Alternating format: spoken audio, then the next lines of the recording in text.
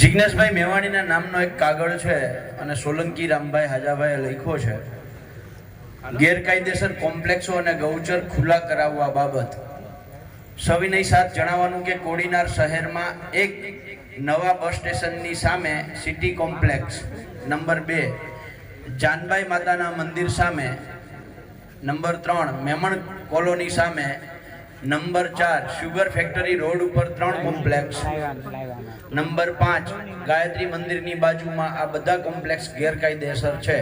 આ બધા દિનુ બોઘાના પરિવાર તથા તેમના માણસોના નામે ચાલે છે. છારા, જાપા અને કડવાસણ સર્વે નંબર 15 સરકારી ખરાબો કબજે કરેલ છે. તેમજ હરમડિયાળા ગામે ગૌચરણ, નગડલા, અરીઠિયા, મિતિયાઝ આ તમામ ગામોમાં દિનુ બોઘા અને તેના પરિવારના નામે ગૌચરણમાં દબાણો કરેલ છે. તેને દૂર કરવા વિનંતી. આ કાગળ જિગ્નેશભાઈ પાસે આવ્યો અને એમણે આ આપ્યો ને આ વાંચ્યો અને એમાં ભાઈ રામભાઈ સોલંકીની સહી પણ છે.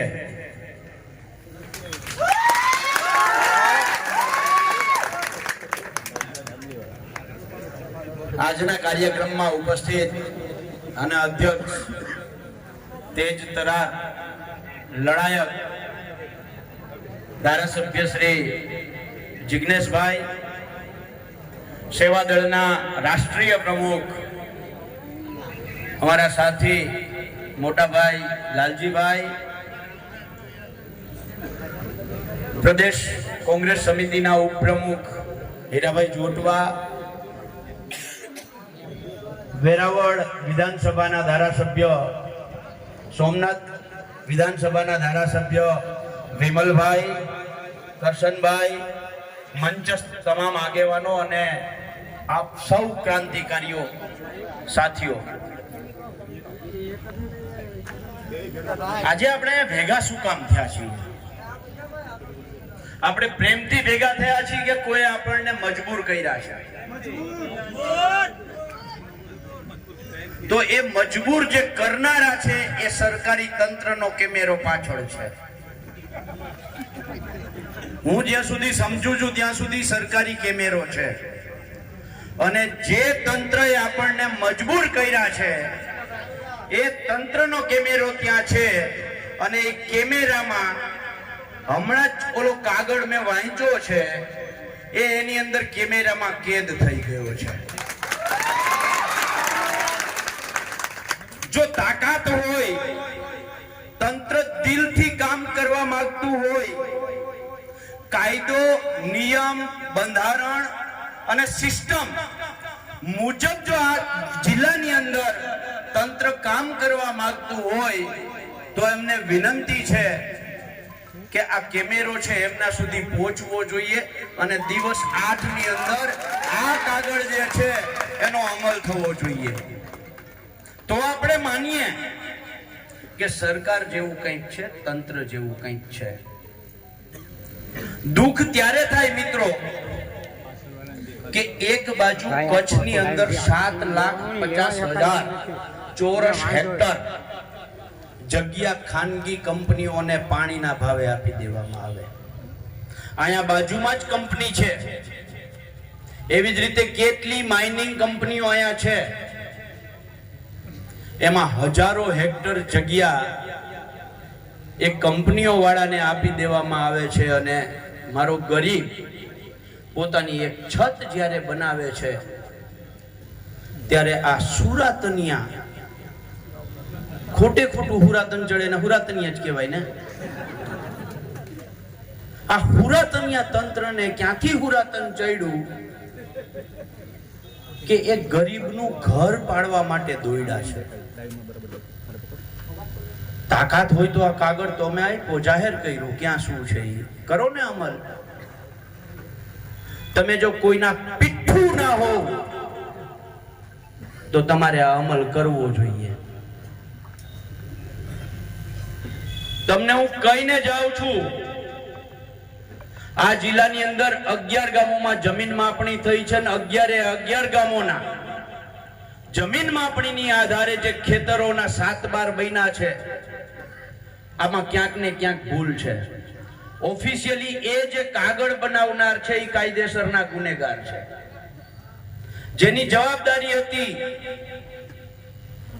સર્વેયર થી લઈ અને કલેક્ટર સુધી જેને 15% ક્રોસ વેરીફાઈ કરવાનું હતું.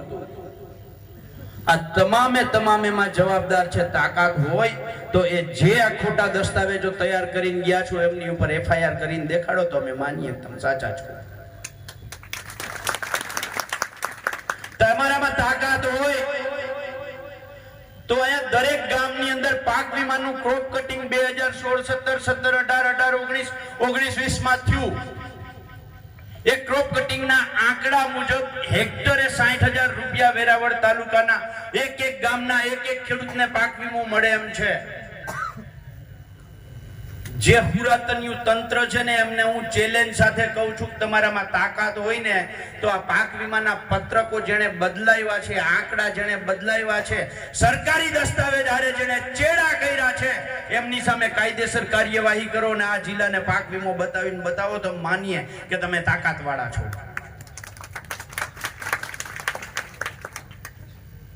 કોઈ માણસ તમને લડતું દેખાય, તમને એમ થાય કે આ મારા કંટ્રોલમાં નથી, તમે લડાઈ કરો.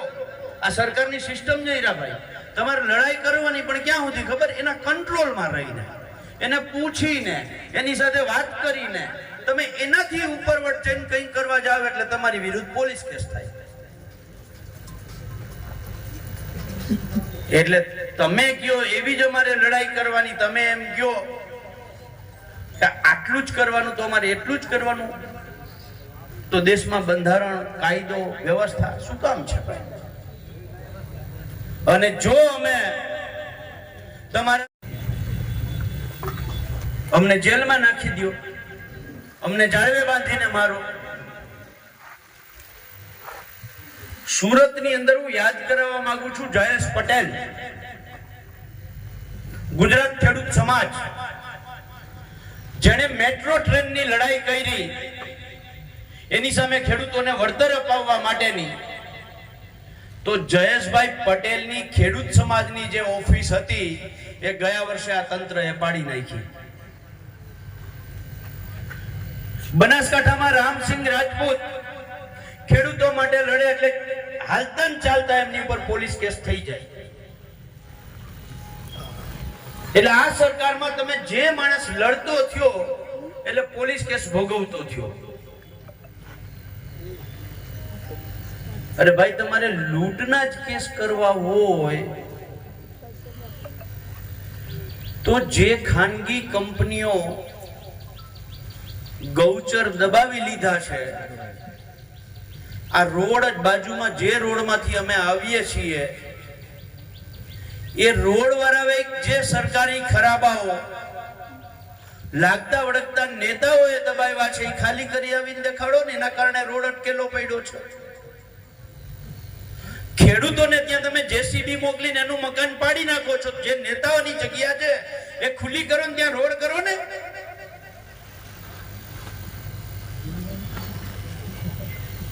વાત કરવી હોય આ તંત્રની, આ સિસ્ટમની, તો સાંજ સુધી કરી શકીએ એમ છીએ. લાલજીભાઈ, જિગ્નેશભાઈ, વિમલભાઈ, વકીલ સાહેબ, આનંદ યાજ્ઞિક સાહેબ, આ બધાને આપણે સાંભળવાના છે. પણ આ ક્રાંતિકારીઓ લોકોની વચ્ચેથી હું તંત્રને એક ચેતવણી આપવા માંગુ છું. 2027 સુધીમાં જેટલા જુલ્મ થાય એટલા કરી લેજો.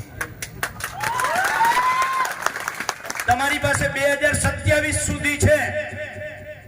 ભાજપના નેતાઓના જેટલા પીઠું થવું એટલા થઈ લેજો. 2027 પછી હિસાબ લેવામાં આવશે. 2027 પછી ગુજરાતમાં શાસન બદલે છે, બદલે છે, બદલે છે, બદલે છે. કોઈ શંકા નથી. આ ક્રાંતિકારી જનતા બેઠી છે ને, આ એનો જવાબ છે કે 2027 માં સત્તા પરિવર્તન છે અને છે. એટલે છેલ્લી વાત, જે લોકોને પાચન શક્તિ જબરજસ્ત છે, જે રોડ ખાઈ જાય છે, જે હજારો વીઘા જમીન ઓળવી જાય છે, એમના ઉપર એક નાનું વાક્ય તમારી તો પાચન શક્તિ એ ગજબની છે હો. અમે તો એક રોટલી માંડ પચાવી શકીએ છીએ અને તમે તો રોડ, ગૌચર, રસ્તા, જમીન બધું જ પચાવી જાઓ છો. Thank you.